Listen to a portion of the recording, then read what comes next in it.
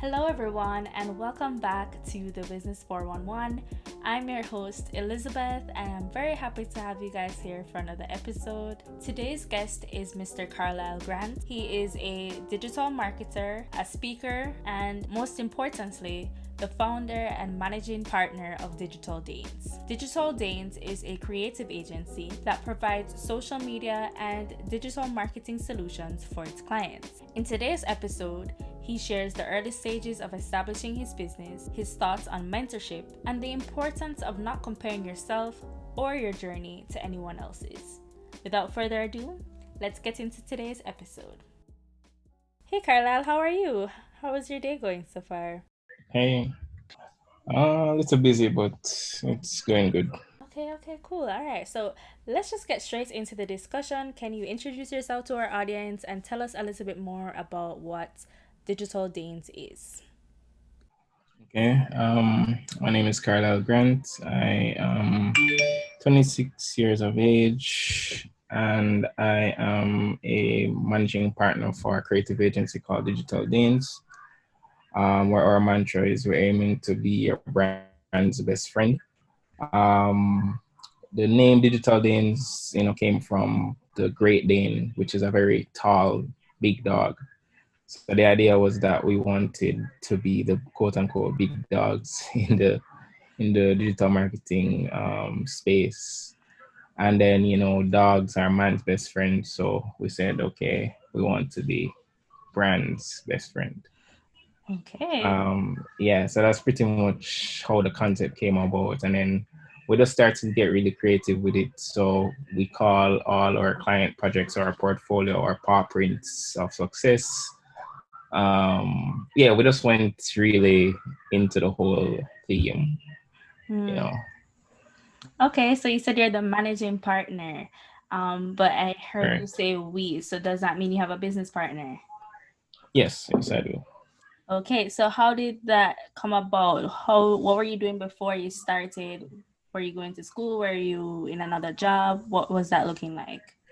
Well, yeah, I was in another job. I was at another agency for about a year, where I was managing brands like KFC, Pizza Hut, KFC in Bahamas, among some other brands on projects. And how I segued into doing my own thing was I was I was doing really well with the KFC brands at the time. A lot of things were going viral, but over time, persons started to know that it was me. So, opportunities started coming out of the woodworks. Persons reached out to me personally to do one-off projects here and there, and then the demand starts to get higher. And I said to myself, all right, I was always ignoring the itch for entrepreneurship, even though it's always been something that I've been doing since high school. But I kept ignoring it until I said, you know what do I have to lose? I think I was 23 at the time. I didn't have a child. I didn't have a mortgage. Yeah, I had a student loan and I had a car payment, but I was like, okay, I think I can manage it. And I said, let me just take a chance on myself, take a risk, and here we are. Okay, here we are. Still here. Yeah. All right, so why did you do it with a business partner? Why didn't you do it by yourself? What was the logic behind that? Well, the thought behind it at the time was that I just genuinely believe in teamwork. I do believe that no man is an island, and if somebody can offer something that you're not so great at, why not collaborate? I think we're a generation of collaborators. Um, Everybody collaborates on whatever project, podcast, YouTube series, whatever it is that you do. Collaboration is what makes us grow. So that was my thought process at the time, and that's why I opted to have a business partner. Okay, that makes a lot of sense. So you said you started the company. So did you start by just doing it kind of like on the side? Because I know you said you were doing all the KFC Yeah, campaigning. yeah. So pretty much, I couldn't officially start my business after I left the agency because I signed a non-compete In I signed it not really reading my contracts fully.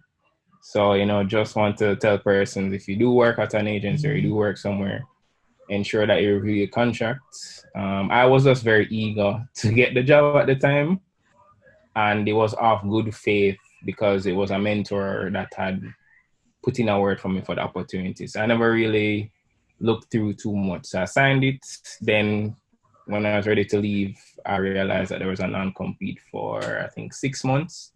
So I couldn't work at another agency or start my own business in the same field. So I had to just kind of freelance, so to speak.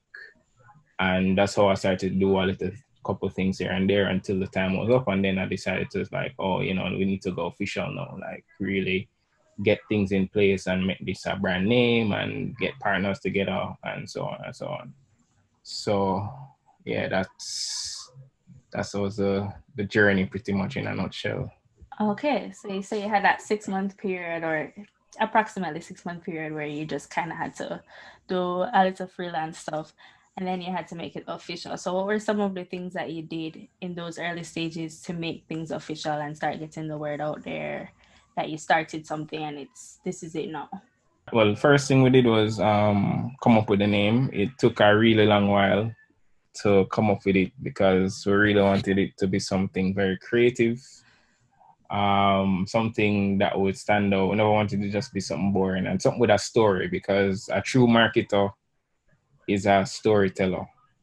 So we wanted a name that had a story behind it, which is how we came up with the whole digital dance thing. Then we sought to get branding done, so we had our logo designed by one of the partners. So we had three. So initially starting at three partners. So it was me and two other persons, but now it's just two of us. Okay. So we designed our logo. We got our letterheads. Got official. Logo, letterheads, bought domain, web domain, and then we went to get a website developed for us to showcase our work. We also went to the company's office to register our business name, and as well as Jaipo to trademark the Digital Danes brand. Mm-hmm. And then, obviously we created our social media pages and we started to just post our work. But luckily for us, we haven't really, as a business, done a lot of advertising per se for ourselves.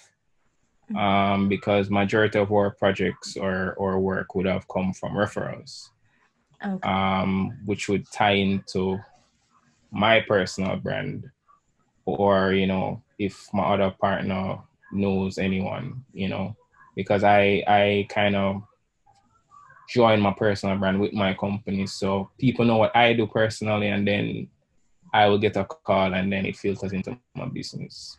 Mm. So I've kind of cultivated my personal brand from a little bit of high school, come right up into UE. I was heavily involved in the marketing association. I was vice president in my last year. I was a Janeway ambassador.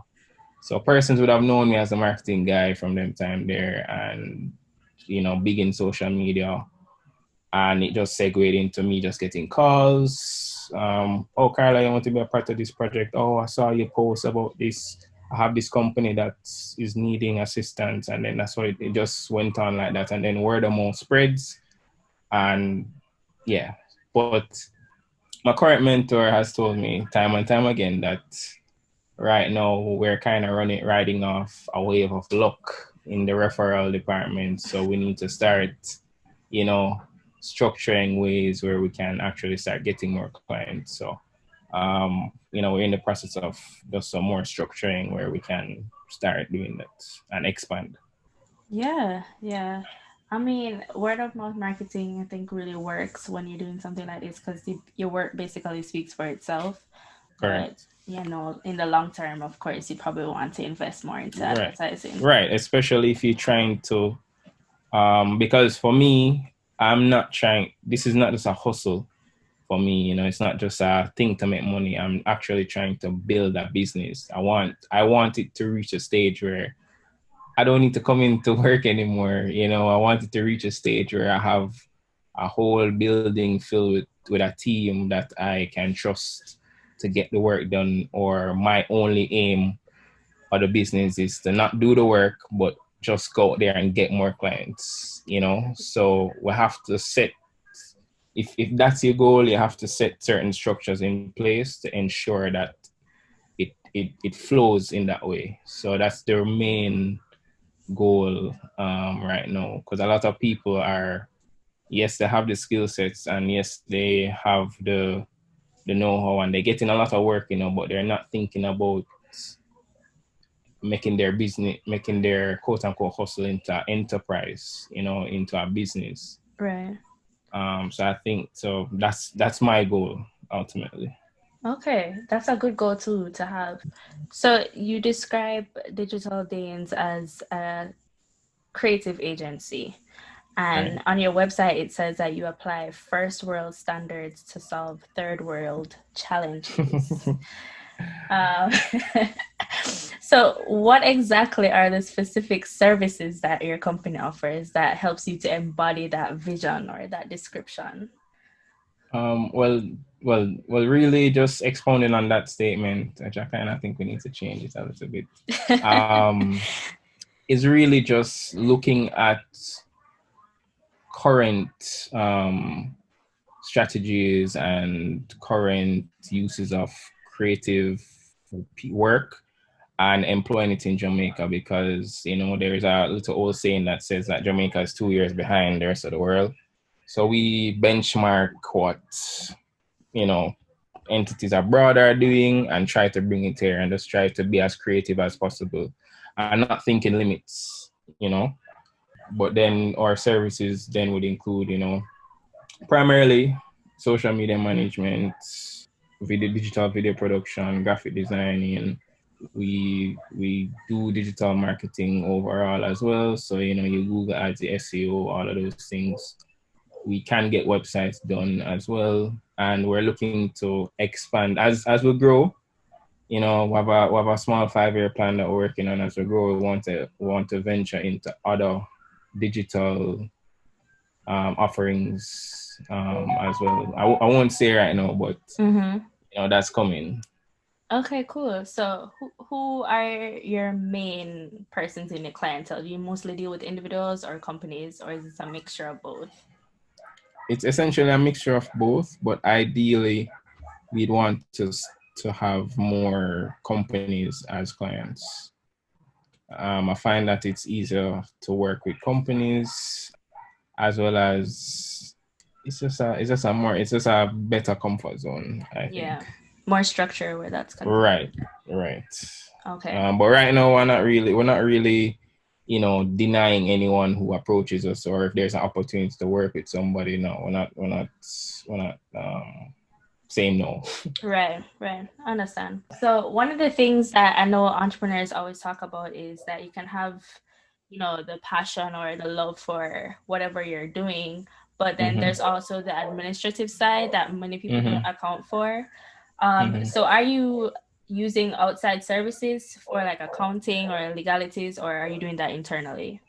Well, in the initial stages, yeah, it had to be us. We never had the money to to have any professional services done. But over time, we have sought outside help from every now and then when we need to, as well as we have scoped out the space, and realized that there are quite a few entities that offer assistance for that.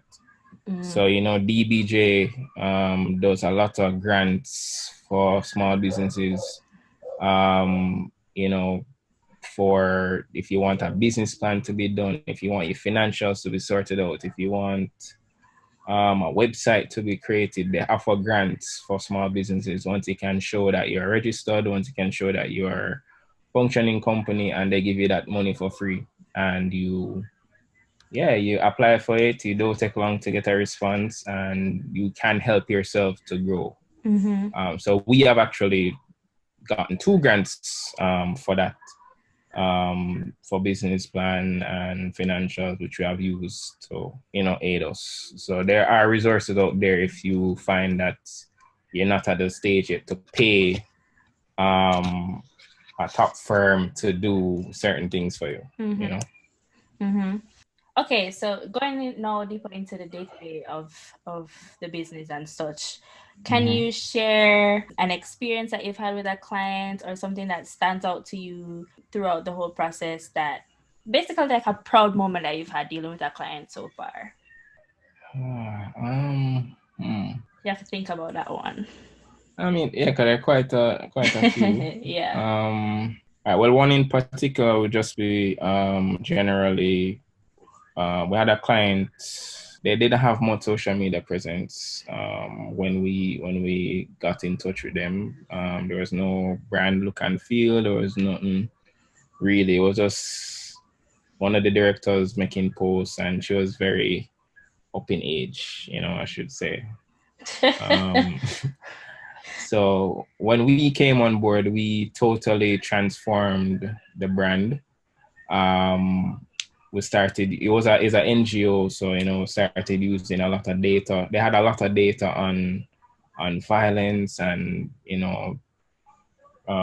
children and so on. So our aim was to translate all that data into digestible forms of content for persons to relate to and comment on, drive discussions. And we've been with them for probably 2 years now, and they have been fully pleased with what we have been doing. We get high commendations from them all the time. They always refer us to other clients, and they generally include us, especially for their end violence campaign that they did with the International Body for End Violence Against Women, that we did the Jamaican aspect for, where we created the videos and the content Oh wow. for that. So yeah, I think that's I guess one of the proudest moments to know that we're actually making an impact, and Yeah. what all our work is not going unnoticed. Right. So on the flip side of that, have you ever turned down a client? Maybe they came to you with something and you're like, I'm not sure if I want to take this one on, or you haven't experienced that. No, all the time, but the thing is, experience teaches wisdom. Sometimes you actually start with a client and then you realize, this is a lot more stress than you were bargained for. But it comes with experience, you have to go through it sometime, go through the bad experiences with clients to then know, look for the red flags, quote unquote. So now I can talk to somebody and just know just by asking a few questions, how long has the business been in operation?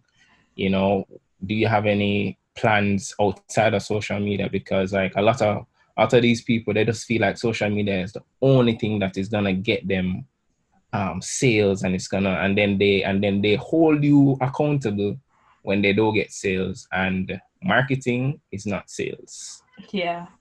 So there's a big misconception. They're mutually exclusive, but it's not sales. Marketing drives awareness to your Yeah. brand, and it is up to you or your sales team to close out the sale. Yeah. So when I delve into discussions with a potential client and I ask them these things and I hear their responses, and if I hear a response like, we're really hoping to get a lot of sales from the social media thing, that is a red flag for me, because I'm not gonna put myself in a position for you to come and say, oh, we got 200 new followers this month and we didn't get any sales. What's up with that?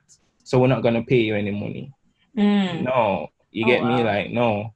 Yeah. I prefer to work with clients who understand the social media space to an extent, even if you're not a pro.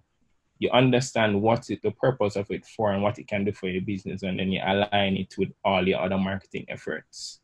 Yeah. Those are the clients I love to work with, which is why I generally like to work with companies, because I know that they'd have a marketing department or they have Mm-hmm. certain things in place, as against a smaller company who is really just hoping for this But if they are hoping for that, if they are willing to be patient and wait and just trust in the process of us growing the brand and getting things out there, then I will consider it. But there are some people who just want to see things right away, and those are the clients that you don't want to work with, in my opinion. Yeah. I think Yeah. it's important to mention that too, because a lot of business owners starting out, they burn themselves out trying to deal with everybody. Right. And it's Right. like you can't deal with everybody I because saw I saw I saw a colleague of mine tweet something some time ago about if if you're frustrated by a client, then they're not paying you enough. And when I thought about it, I was like, that's so true because like there are some clients, or rather, there is a client that I have now, and they pay pretty decent. So I'm never really and I'm just generally never frustrated by them. But then you might have another client now who always stressing me out, and you're just like, but you're not you're paying me not enough paying for me enough this. for this film, So it was really true, but it just experience will teach you over time how to deal with different people and just know how to navigate the space. Yeah. So would you say that's one of the biggest challenges that you've gone through trying to just work through that um and develop that experience to know okay what's good for me and what's not good for me? No, Or no? honestly, no, I wouldn't call it a challenge. Mhm. Because for me, I love learning. Like learning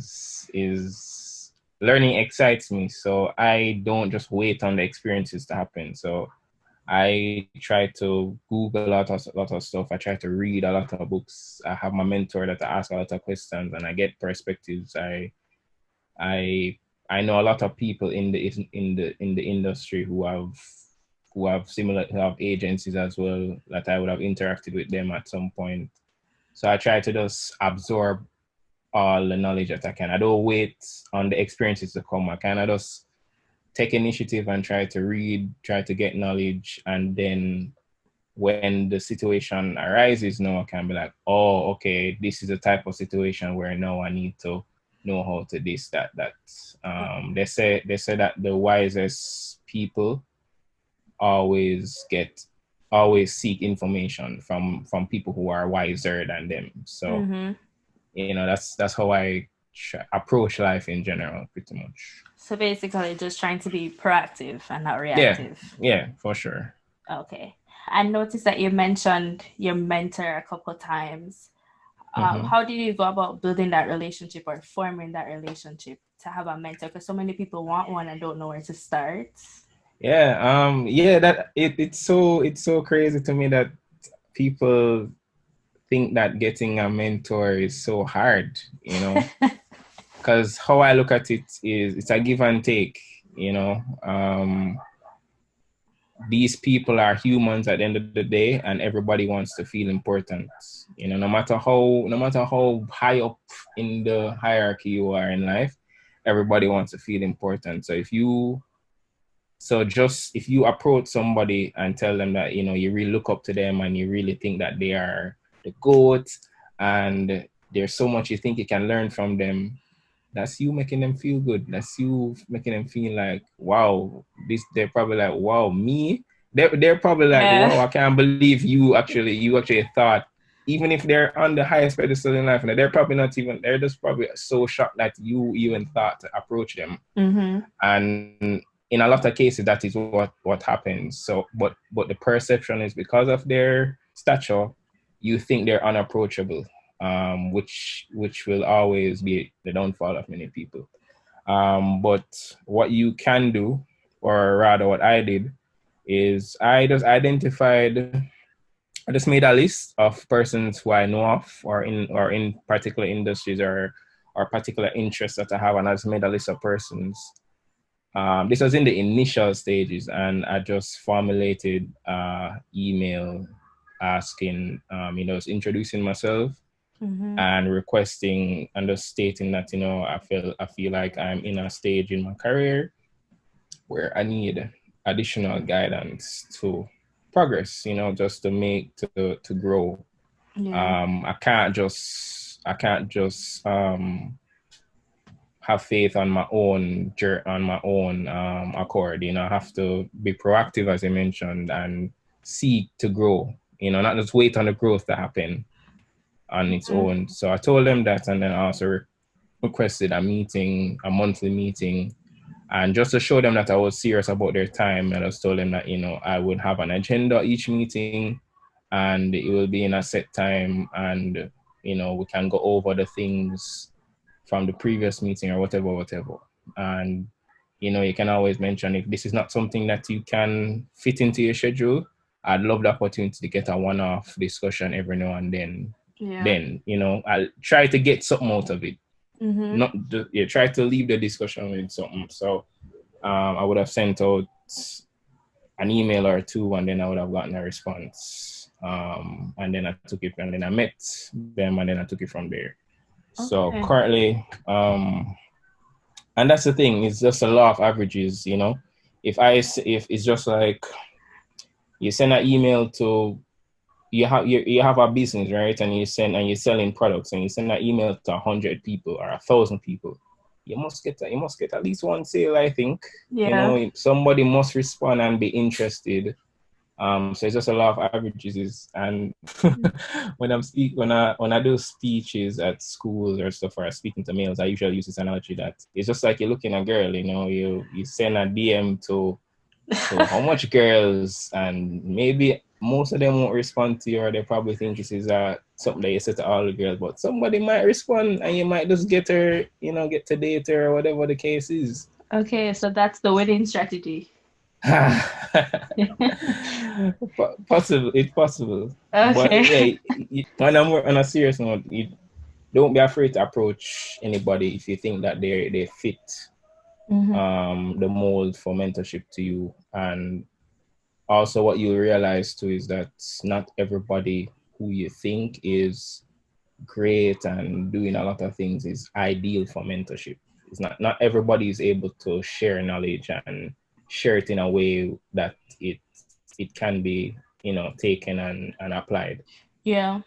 Some people will find that they're just all about doing them. They really do have time to be giving of themselves to others. They're still on their journey doing their thing. You can't really pressure them too much. And then you have persons who are willing to give their time because they're well accomplished, and so on. And you don't have a mentor doesn't have to be an old person. You can have a mentor in your age group. You can have a mentor who is a little bit older than you, and you can have that mentor who's up in age, because then you get varying perspectives on life. Because you can have somebody in your age group who's well ahead of you in accomplishments and stuff, and there's a lot you can learn from them. And you surround yourself with all of these people who are ahead of you, and you'll be ahead too, quicker than usual, because they say mentorship is the shortcut to success. Yeah, it reminds me of that quote that says, surround yourself with the people you want to be. Right. So right. Yeah. And I like what you said about it being a give and take too, because a lot of people think about mentorship as just asking, and you get all of the information and they're getting nothing in return. Right. Yeah. It's so funny because even earlier this morning, because my mentor is the CEO of Flow, Stephen Price. Okay. So he helps me a lot with advice, and we meet every month and so on. And from time to time, I'll just be like, hey, is there anything I can help you with? Is there anything you need? Let me know. Birthdays, get a gift, acknowledge stuff like that. You just try to keep. You don't have to talk to them every day, right? But you just try to keep that relationship going, and you might run a joke here and there. Just don't overdo it, but just have a genuine connection. Right.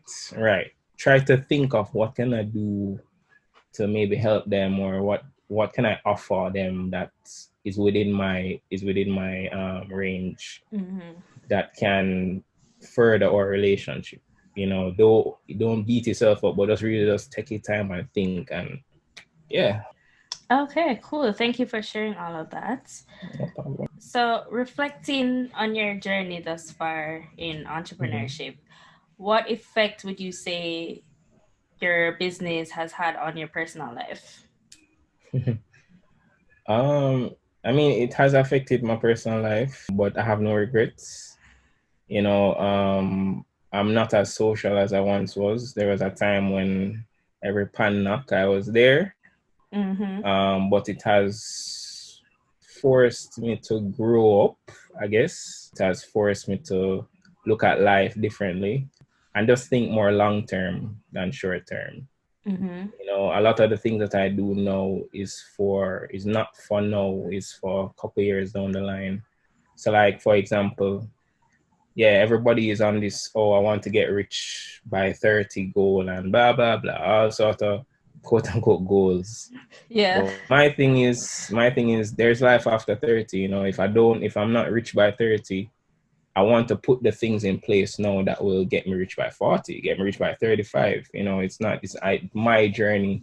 If Yeah. it happens by 30, it happens, you know, but I'm just trying to put all the things in place now, the structure of the business, you know, trying to get the right clients, trying to do the right things, trying to be smart with money, Mm-hmm. trying to invest properly, save, do all the right things that will benefit me in the long run. I realize a lot of youth are only thinking short term, Yeah. and then they do a lot of, you know, things that just aren't going to benefit them later down. You just do it for now, and then what happens? Yeah. And um and I know I talk a lot, but sorry, No, you're fine. the same thing, a lot of the things that our parents would have told us back in the days, like, this part will always be here. When you really think about it, it's true, It is true. because Yeah. like I'm just now realizing, like, every time all these parties that I used to kill up myself to go to, I just have no need to go to them anymore, and they keep on happening. They're happening. There's a party to go to every day. If I get up today and feel like going to a party, I can find one. So I mean, it's a lot of sacrifice as well, because a lot of um instant gratification that you're giving up. Mm-hmm. But if entrepreneurship is not for everybody, if you're not willing to give up certain things, or if you're not willing to make certain sacrifices for the long run, and that includes relationships as well, because you're not gonna be close with all of your friends, but if you have friends that understand that you're on a particular journey, and aren't gonna be upset about it, then that you're blessed. But you're not gonna have the same relationship with everybody, because if this is your focus, if this is your journey, that the journey that you've chosen, Mm-hmm.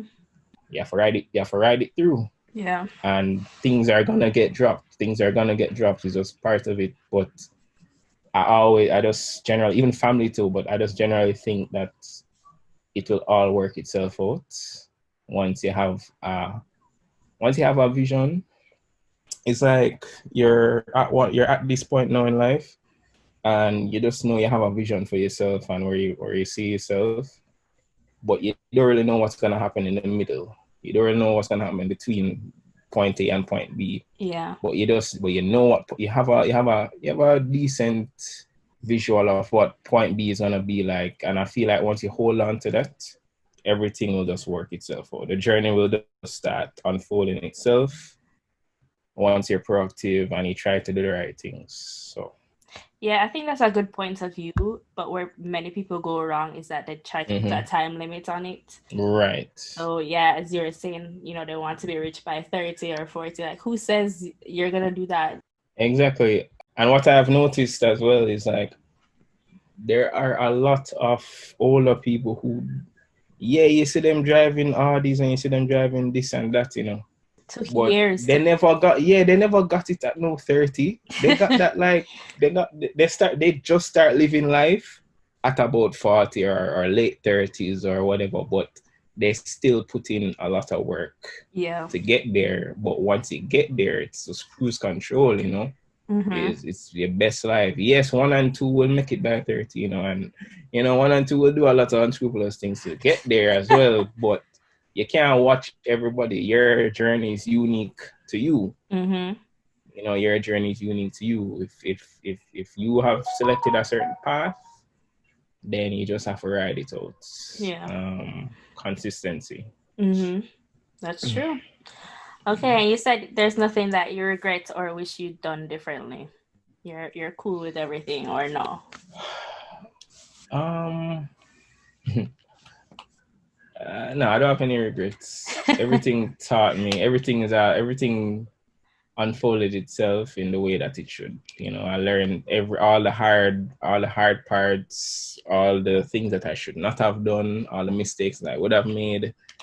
It it all enlightened me to never make them again. Mm-hmm. So if I never went through it, I'd probably be more naive, and I rather in life, for me, I rather make mistakes earlier than later. I rather make them now, like in my 20s, make a bag of mistakes now, so that when I'm in my 30s, it's just greatness. They say that I hear a lot of people tell me that you don't start living your best life until your 30s. 20s is just the struggle years. You're just doing a bag of things, trying to make it, try to get yourself ahead. And then when you reach 30s, that is when everything starts getting nice. I'm okay with all the mistakes I've made. I sleep well at nights. Yeah. Um, because I know it will get better over time. Mm-hmm. Of course. So you said that you do a lot of reading and research to try and stay proactive, like what we were talking about Mm-hmm. before. So what would you recommend? What are some of those resources that you'd recommend for somebody who wants to start their own business or is already a business owner that's looking to Mm-hmm. be on the same path? All right. Well, I watch a lot of YouTube. I think YouTube is my most used app, and I will generally just type or look for things in my industry about social media, digital marketing. Google has a free digital marketing certification that persons can do. It's really good. I try to do courses when I can, but I don't try to just limit it to the industry. You know, like if you're running a business, you have to run a business. You have to know everything about a business. I learned that from Solomon Sharp. He's the head of Main Event. You know, he said that, you know, even though he's not an accountant, he read books on accounting because he needed to know a little bit of it, you know, because I mean, you have to try to know a little bit of everything. So that's my, they say everybody's supposed to be a specialist. Well, I am trying to be a generalist, so to speak. Yes, my specialty is digital marketing and social media and whatever, but I am still trying to learn a bit of everything. Try to learn about money, try to learn about how to run a business, how to structure a business, try to learn about finances, try to learn about accounting, HR, psychology, trying to just put everything into perspective to just be better overall. So I guess some of the books, there's one called The Power of Habit. Really good. There's a really good book about money called Money, a User's Guide. Okay. So good. It lets you understand a bit more about money and how you can use it to your advantage. I have so many books. I Yeah. can probably just send you the Yeah, I list. can put them in the description so people can check them Yeah, out. yeah. Where can we find Digital Danes? How can we get in contact with you and your business and your company if we're looking for those kinds of services? Well, you can get us by email. So it's hey@digitaldanes.co. It's not .com, it's .co for company. You can also reach out to us at 220-1994. That's our business number. And you can find us on social media at Digital Danes, on everything, LinkedIn, Instagram, Facebook. We're not as active as we should be because, in agency life, you really focus more on the clients than Mm-hmm. yourself. But we are there though, Yeah. I will plan to change that soon. Yeah. So we're pretty much everywhere. And you can also, if you you want to get through to me personally, you can just look for at Carlyle Grant on all platforms. My socials are consistent. Okay. All right. Thank you, Carla. Thank you for Welcome. sharing so much about your business and mentorship and all the books that you love to read. It was very insightful, and I appreciate your time. Welcome. Well, I don't love to read, but Oh, I you do don't love it to read? because no, Oh, I okay. I do it because I know it's gonna benefit me. But and I listen to a lot of audiobooks too, because time Mm-hmm. because of time. So yeah. I think that's interesting that you don't love to read, but you read so much. That just shows how much you're dedicated. Exactly, because I know it's gonna benefit me. So, and they say if you want to keep knowledge from the black man, put it in a book. And I don't want to be ignorant. So, I've never heard that before. man, yeah, they always say that if you want to keep knowledge from a black man, put it in a book, and it's so true because a lot of people don't read. That's true. So, Okay. All right. Well, thank you so much. I enjoyed it, and I wish you all the best. all right, thank you, Elizabeth, and thanks for having me. Sure, no problem. Take care. Thank you all so much for tuning in for today's episode. As promised, I have left all of Carla's book recommendations in the description box for this episode, so please make sure to check that out. If you're streaming this on Apple or Spotify or Deezer, the book recommendations can be found in the details section of the episode listing. And also, please make sure to follow Carlyle at Carlyle Grant if you want to connect with him personally, as well as Digital Danes at Digital Danes or www.digitaldanes.co. Please make sure to check him out. He offers great services and you won't be disappointed. Thank you guys so much, and I'll see you for the next episode.